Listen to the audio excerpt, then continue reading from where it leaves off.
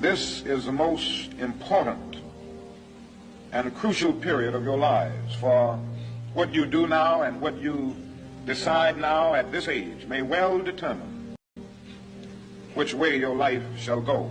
And the question is whether you have a proper, a solid, and a sound blueprint. And I want to suggest some of the things that should be in your life's blueprint. Number one, in your life's blueprint should be a deep belief in your own dignity, your own worth, and your own somebodyness. Don't allow anybody to make you feel that you are nobody. Always feel that you count. Always feel that you have worth. And always feel that your life has ultimate significance.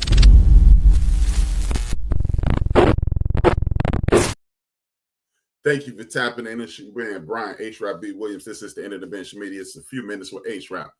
As you already know, every day I ask you to do the same thing. If you're watching this live, I want you to go to www.endofthebench.com, www.endofthebench.com. It's important. It helps me with the algorithm. It helps me draw attention to my website and so forth and so on and everything. You know, the same thing I say every day. Thank you. It is important that you hit that like, hit that like, hit that like, hit that like, hit that like.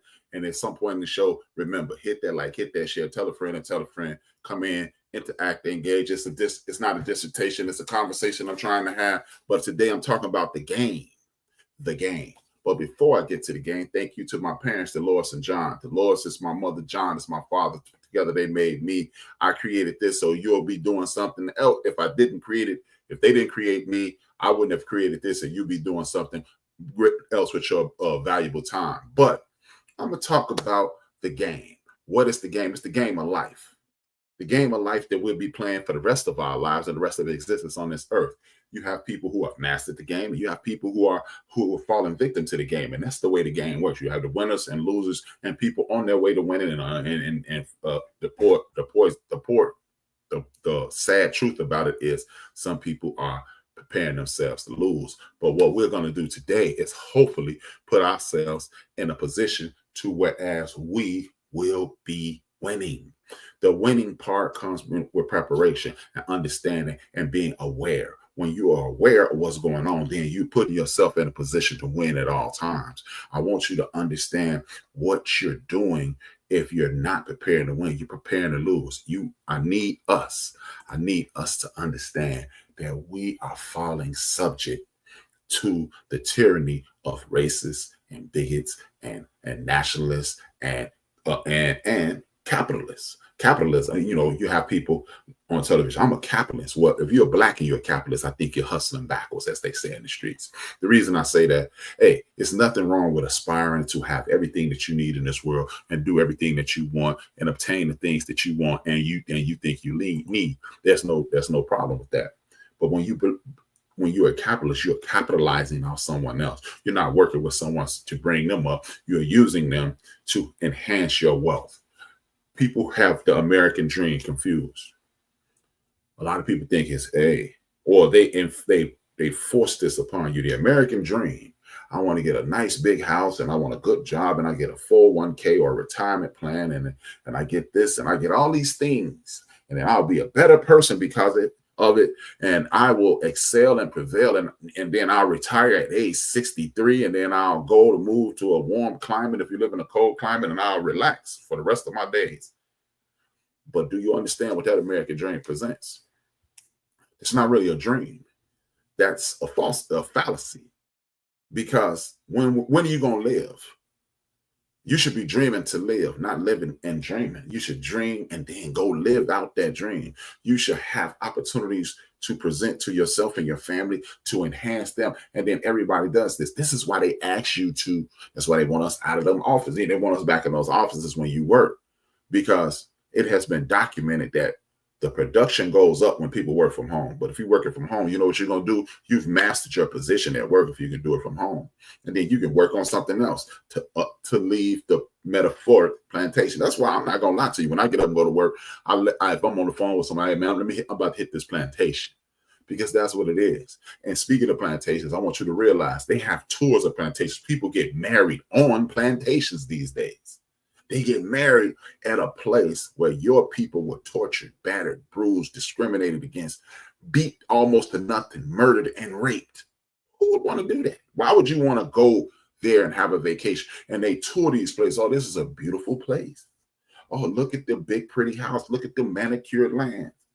Why don't y'all go back to where my people were in these shacks living in inhumane conditions, being treated as animals? Why don't you go back there? Because you don't want to deal with the reality of how that house got built. What the people went through that built those houses. Reynolds is a plantation in South Carolina. It's one of the more toured plantations or death camps that you can go see. And they go, one of the first things they say, well, this guy didn't beat the slaves. There's no way. Well, why in the hell why did y'all have to hire people who caught enslaved people? Why did y'all come up with a term called drapetomania that meant you were mentally ill because you were trying to escape the tyranny of enslavement? But he didn't have to beat his enslaved people. Or we didn't even have a kitchen in this house, but it was a kitchen behind the house because there was no air conditioning, there were no fans. So you had to keep the heat from a kitchen out of the house so you would be more comfortable. See, the American dream was really to be a plantation owner.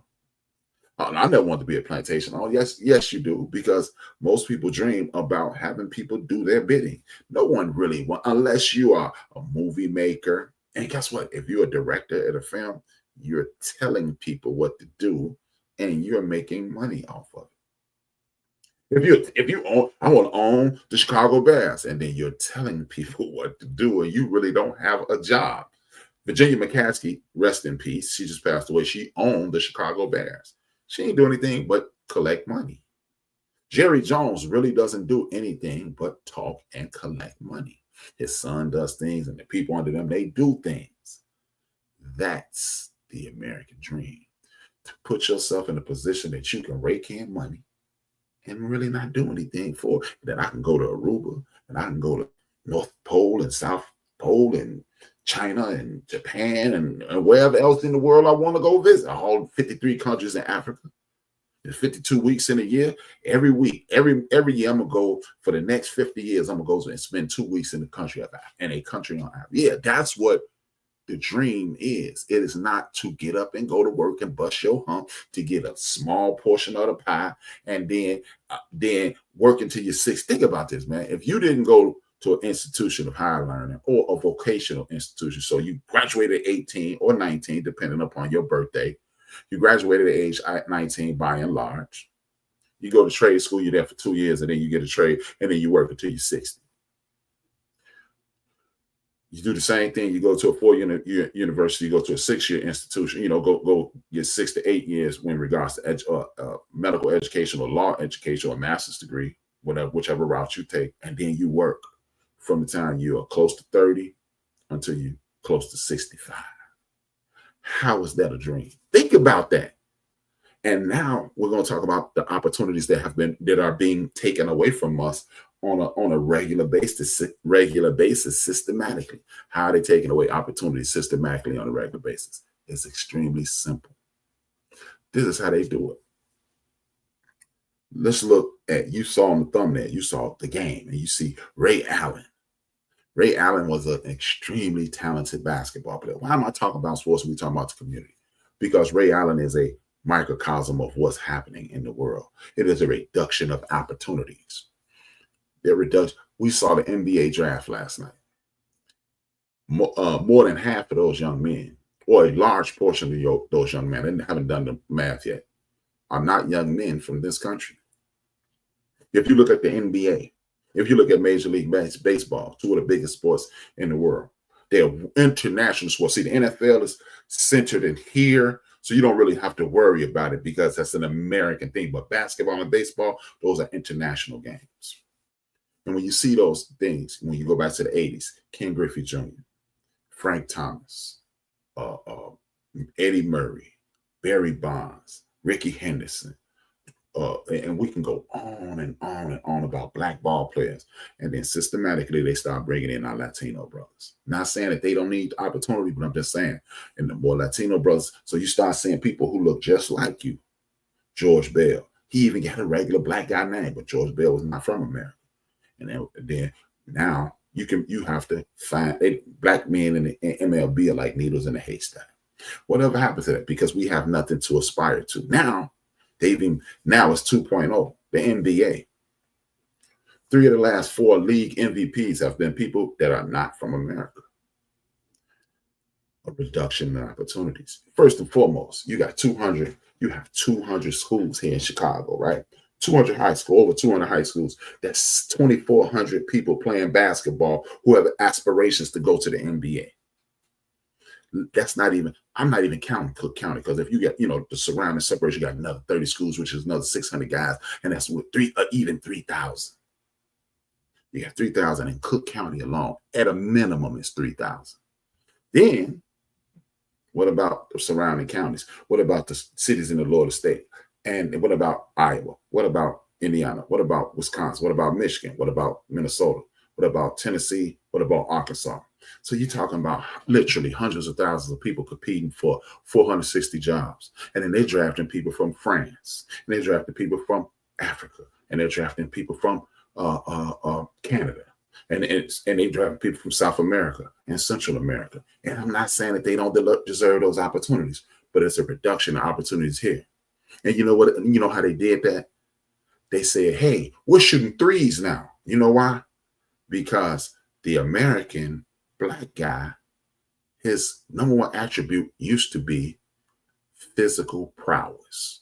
I want to be like Mike. I want to be like Dr. J. I want to be like Magic Johnson. I want to be like these supremely gifted athletes that are right here in America. And then we're going to expand it to the world. Like 4 to 5 last MVPs, Jokic, not born in America. My man, Joel Embiid, not born in America. Giannis Antetokounmpo, not born in America. And this current season, Shai Gilgeous-Alexander, he's a Canadian brother, but a lot of them look just like us. It's a reduction in opportunities. Just like now with this new great big bill, that great big bill is saying that we're only going to offer $130,000 to student loans so people won't be in debt. That's not that bad. But you can't become a doctor with $130,000.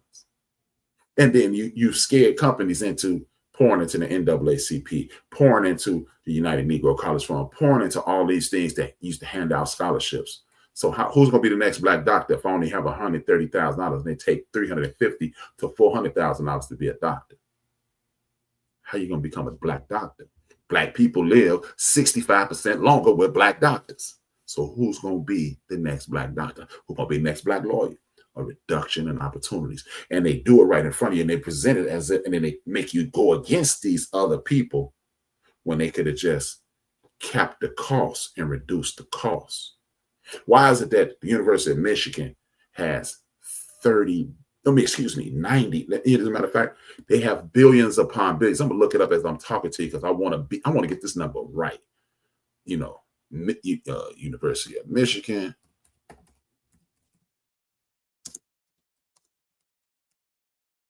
I'm going to tell you about their endowment. That means this is how much money we got in our back pocket, waiting on something bad to happen. They have an endowment of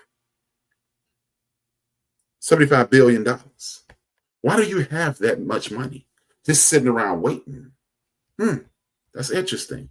And Harvard has hundreds of billions. So why the price is so high? Because we have the illusion of inclusion, but it's actually the reality of exclusion. And and when we're going to get rid of Job Corps, and now you reduce opportunities. We're going to make it hard to be in college, so we're going to reduce the opportunities. Sounds familiar?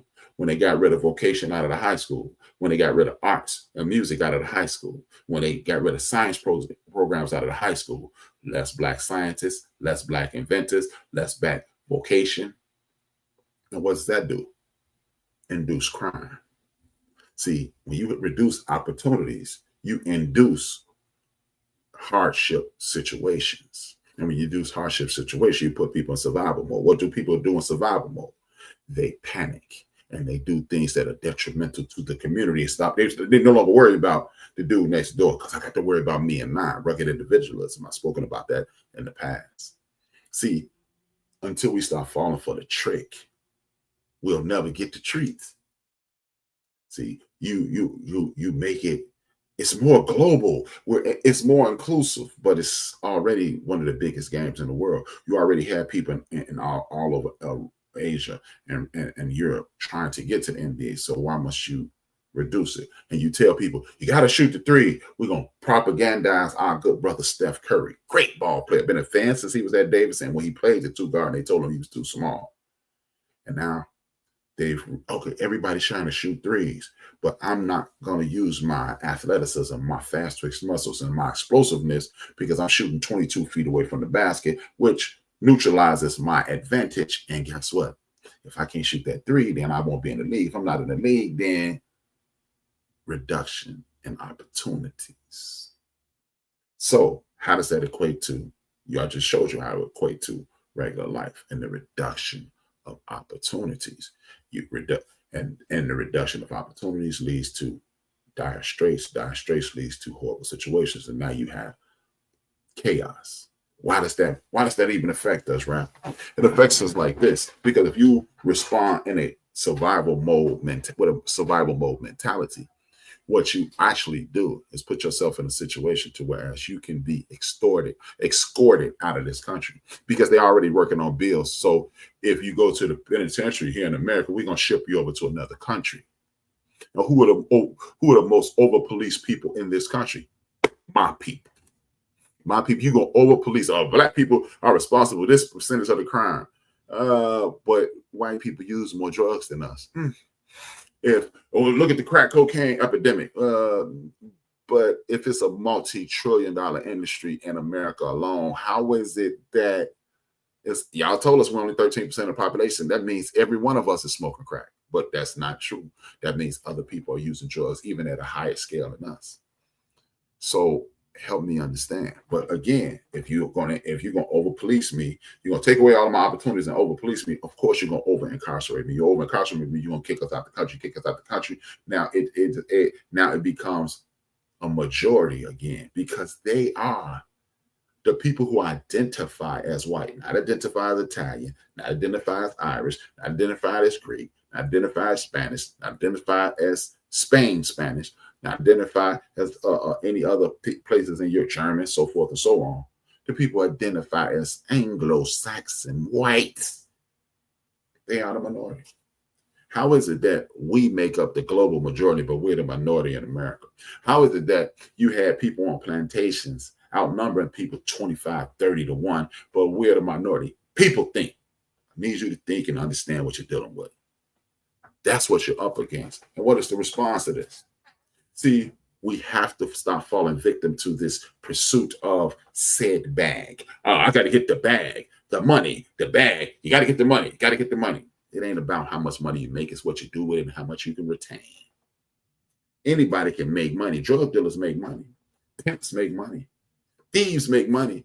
But what are you doing with that money, and how do you protect yourself? And every other community in this country has used criminality to grow that wealth. Every, not most, not some, not a lot, all. So don't get mad. Oh, see, we need to know. The perfect example is the quarterback at South Carolina. I didn't even look to see which university offered him $9 million to leave South Carolina. And everybody said, man, you crazy for not taking. His father said, no, you're here for an education. You're here for an education. And the football is later. Hey, every year we see all you have to do, if you don't believe me, what I want you to do is turn on your Facebook, open your Facebook app, and start liking sports things. I give you to the 4th of July, which is in 8 days. I give you to the 4th of July before you find which one of these guys would you replace and think would have been the best if they didn't get hurt. You'll see that. Even if you don't give a darn about sports, you're going to see that by the 4th of July. Just start liking sports stuff. And you're going to see that. That is a perfect example of someone who missed out on opportunity because they physically couldn't get it done anymore. Grant Hill, the Derrick Rose, the Penny Hardaways, the Greg Odens, and so forth and so on. It's dozens of them. And yeah, some of them are set for life because they stayed in the league long enough to get a pension, and they'll get a pension soon, and they'll be set for life. Others are struggling.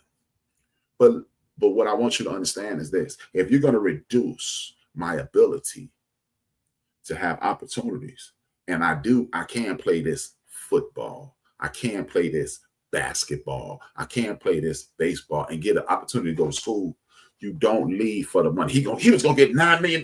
You know what you can do with $9 million? Let me ask you this: how many things does a guy with $9 million who's thinking clearly can he obtain more than a guy with $4 million who's thinking clearly? Not much. Nice car.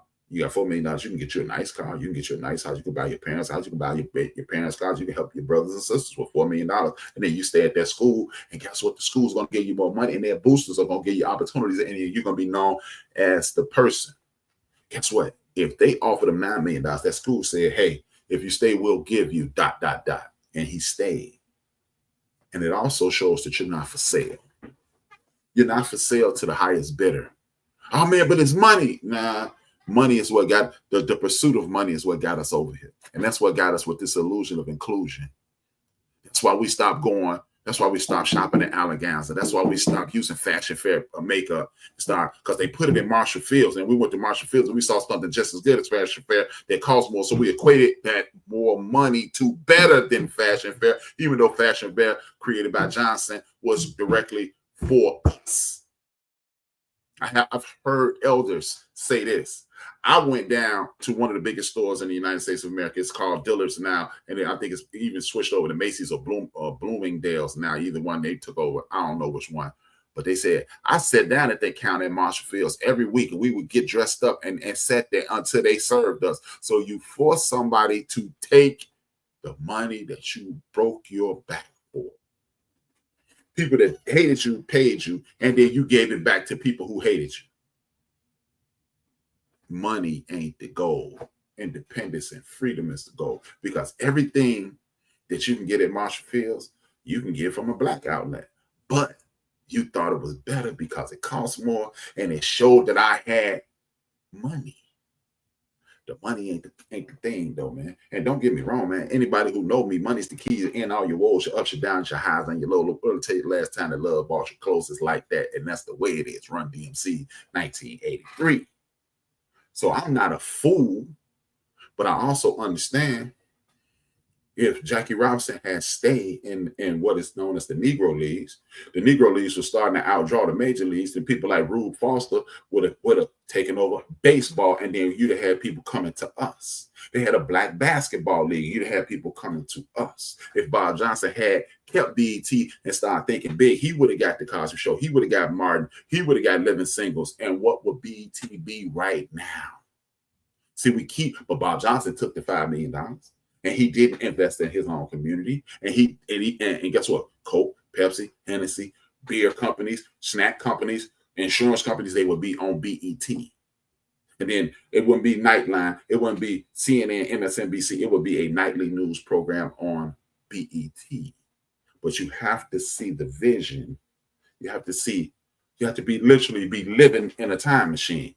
I am a virtual time machine, and you are too if you're around my age, because all you have to do is go to a neighborhood that you used to live in or a city that you used to live in, and they redevelop that neighborhood, and you see the past, you see the present, and you see the future. Because when you're walking down the street, like when I'm walking down my neighborhood on 7th Street, if I go see my man Macy, or I go see Bud, when I get to Goethe, it's not Goethe, brothers and sisters who live in that neighborhood your whole life. I thought the street was called Goethe. It's Goethe. It's German. But when you walk to Goethe and you look to your left, you're used to the time machine. I see the past. Bam. Oscar Mayer used to be there. I look down at the end of Oscar Mayer. Cooley High used to be there. And when they knocked down Cooley High, Carson Field, where we played football and baseball, then look over across the street and see the Panera Bread. And I'm back in the time machine. That's where I play basketball every day. I got shot at one day. Took a jump shot, ball got shot out there. Time machine, man, in the back. But guess what? It's a Panera Bread. It's a Jewel Parking Lot. It's a Jewel Osco there. You see the past. You see the present. You see the future, what it could pretend, what's going to be there in the future. And when they're still building things around, and I see 1160, the former building of Cabrini Green Housing Authority, not a project, housing, public housing. But if you're not willing or trying to see the past, the present, and the future, guess what? When I see the park, and then I see where Church's Chicken used to be, and then the black-owned pizza place, Chester Pizza. Then I see where Farmer Brown used to be, and I see that they're about to knock it down. And see the past, the present, and the future. So NIL, the $9 million, yes, but the school is probably giving him millions of dollars to stay. And the school is putting him in a position to excel. And the school is putting him in a great position to be the best he can be. So with that being said, we don't have to take a bite of every apple that they give us. Now, do you need a job? Indeed. But your job should be financing your dream. I'm doing it.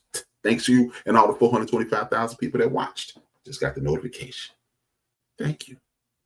But what I want you to understand is that's our response to this.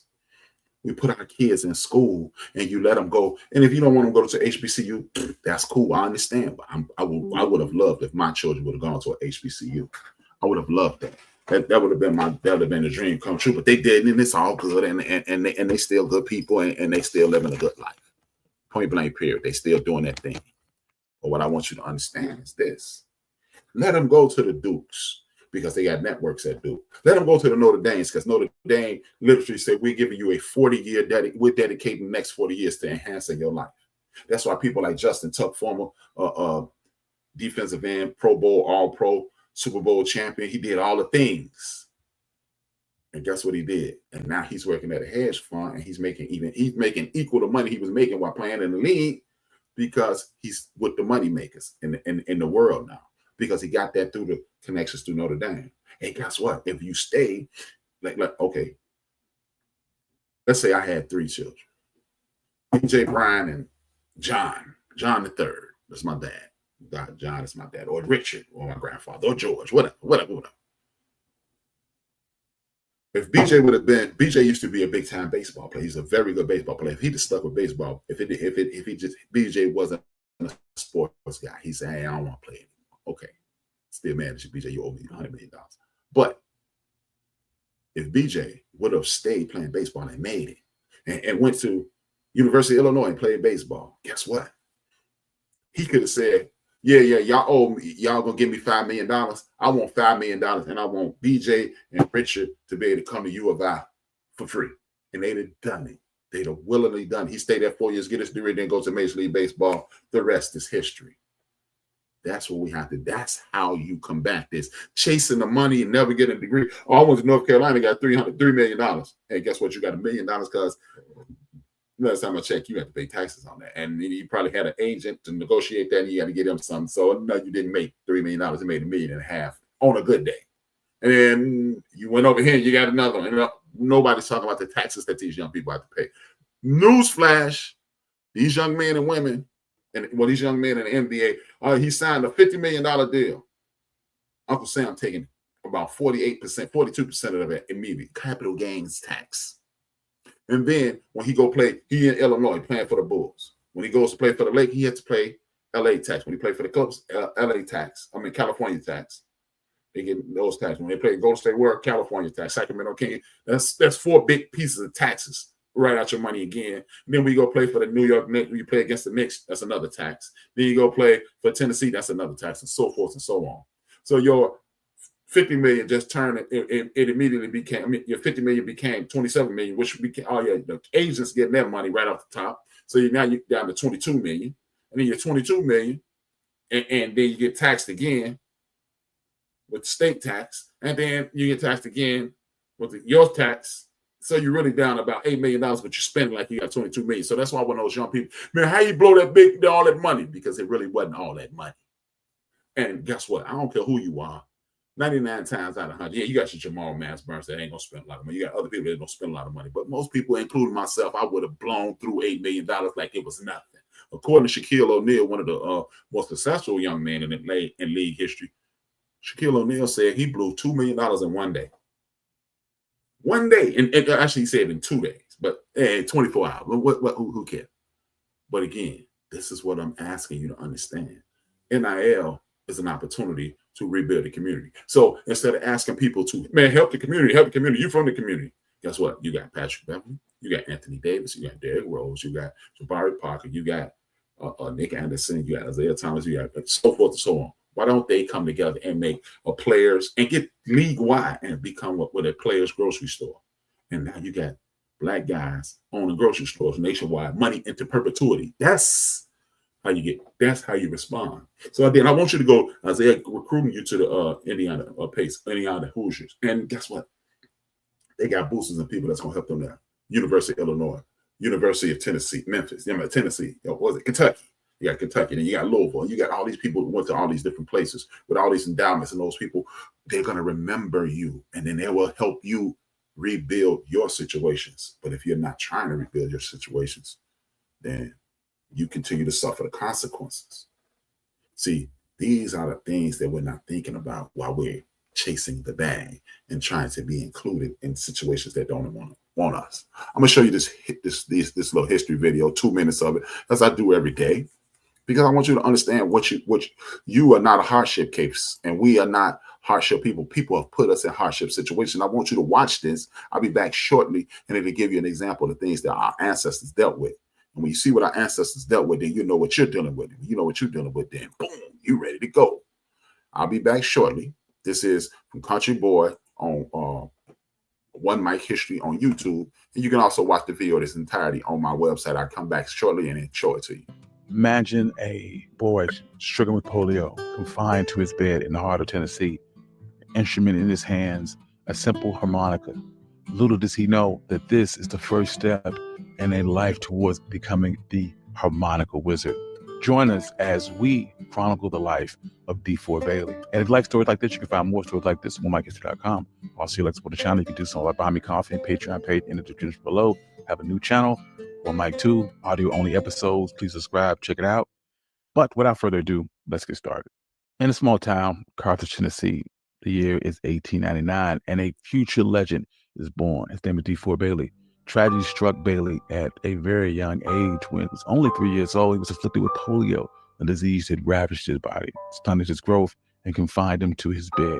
But little did he know that this turn of events would set the stage for musical genius. As a young boy, he was confined to his bed. He couldn't run and play with the other children. Instead, he found companion in a small, unassuming instrument, his harmonica, gifted to him by his family. The harmonica wasn't just an object. It became Bailey's voice, his escape, and eventually a passport to a world beyond his ailments. With his harmonica in hand, Bailey's bedroom transformed into a stage. His family, rich with musical talents themselves, surrounded him with rhythms and melodies, and Bailey listened, played, and learned.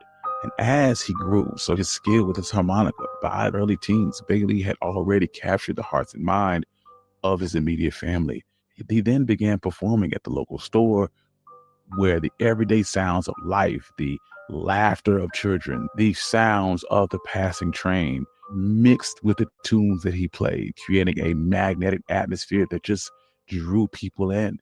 When he turned 18, he took the leap and moved to Nashville, a bustling city with diverse musical influences ranging from jazz to country. In Nashville, every corner, every street seemed to play a melody, and this fueled Bailey's creativity and honed his harmonica skills to its distinct sharpness.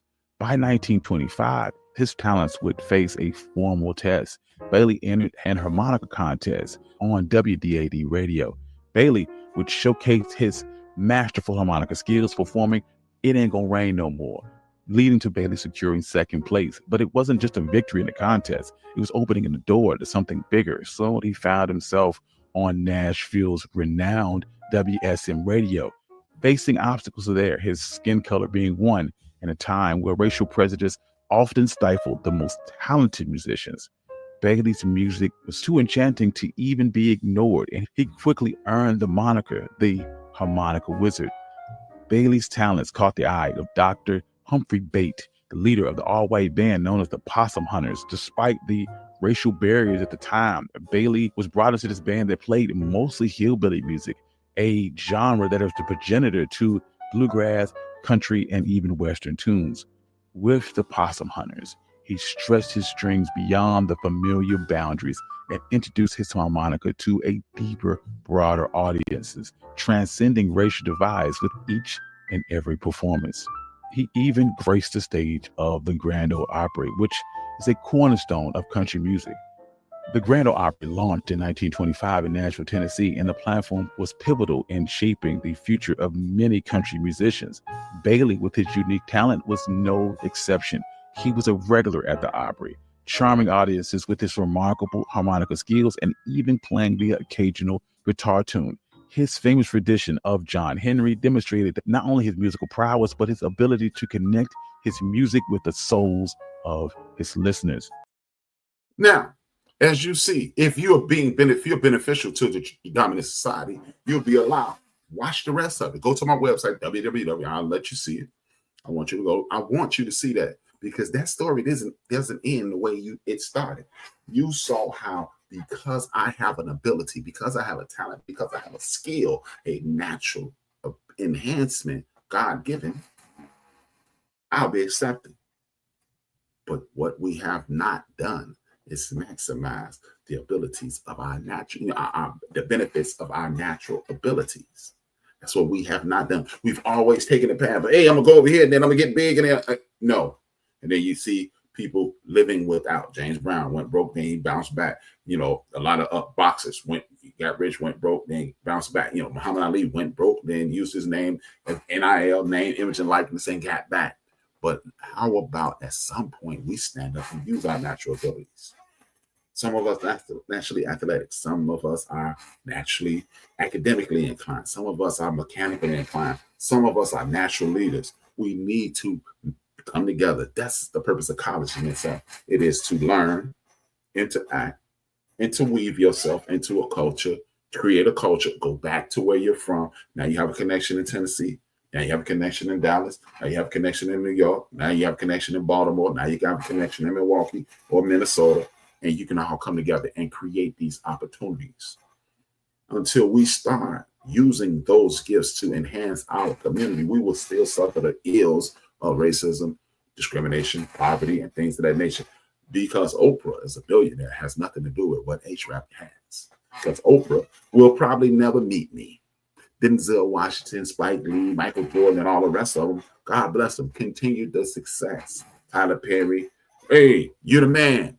But you're not going to meet, you more than likely will not meet me. So guess what? I need to talk to Ron. I need to talk to Mo. I need to talk to Alex. I need to talk to Cedric. I need to talk to Jackie. We need to talk to Cassandra. We need to talk to whoever else in our crew. And we come together, and we start promoting people, and we start uplifting people and putting people in a position to be dominant financially. When they become dominant financially, like for example, Ron used to be a barber. Jackie runs a nail salon. We helped Ron get a barber shop. Now Ron going to employ 5 to 8 barbers. Now Ron employing 5 to 8 barbers, and then he's saying when they get dropped, when their customers get dropped off by their lady, they go down to Jackie's shop. Now guess what? And then you have Alex running a beauty supply stuff. So guess what? Ron is shopping at the beauty supply, Jackie shopping at the beauty supply, and the people are shopping at the beauty supply. And then we open up a corner store. Then we open up a liquor emporium. And then we continue to create a community that is bustling. And we won't need anyone. We'll just be using the exchange or the barter system. I'll give you my money, you give me my goods, and my people will come get them from me. And then we can even have a baseline price so we can order more goods and start making, hey man, this Hennessy cost me $22. I'm gonna charge people $48 for a fifth. What I'm gonna do is charge people $35 for a fifth. And then other people come in, I'm gonna order more, and the price is gonna continue to go down. And then we'll continue to expand. And now we got 2, and then we got 4, then we got 6 liquor stores, and we got 2, 4, 6 corners. So we got 2, 4, 6 nail salons, 2, 4, 6 barbershops, and so forth and so on into perpetuity until we become self-sufficient.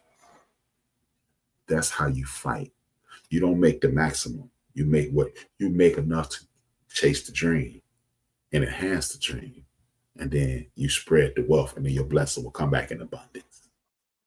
That's what we have to do. With that being said, tomorrow I'm going to talk about maybe, just maybe, it's time us to check out, because I'm going to put this on your mind before I go. We're living in a place that captured us, beat us to a pulp, try to reduce us to less than human, did everything they can to destroy us. And a lot of us want to stay. You have people, countries like Kenya. You got countries like Ghana, Nigeria, South Africa, Botswana, what's my man? Burkina Faso, my man Torre, Abraham Torre, he running it. They're making him a bad guy, but they're saying, hey man, come on back, and we'll help you. They don't like us over there. They like you over here. You go over there and learn the language. How would they know you from here? Unless you tell them. But we're going to talk about that tomorrow. This is man HRap. 2 fingers. 1 word. Watch to the end, because Dr. Amos Wilson got a lot to say. 2 fingers, 1 word. My man HRap, and growth in wisdom, knowledge, you see, self-understanding and self-discovery, healthy relations, self-control, all those things are hateful. But this is the only way a minority can rule over a majority of people, is by turning their minds backwards so that they love the things that destroy them and hate the things that move them forward. In order for these people to rule over us, we must hate learning. It has to be built into us. We must think that we can't do math. Because you see, if we do math, if we were into learning, if we were into research and into thinking and into, real philosophical ideas and abstractions, we would defeat those people. They know it. So consequently, what they must do is rob you of all of these things so that they may stay in there.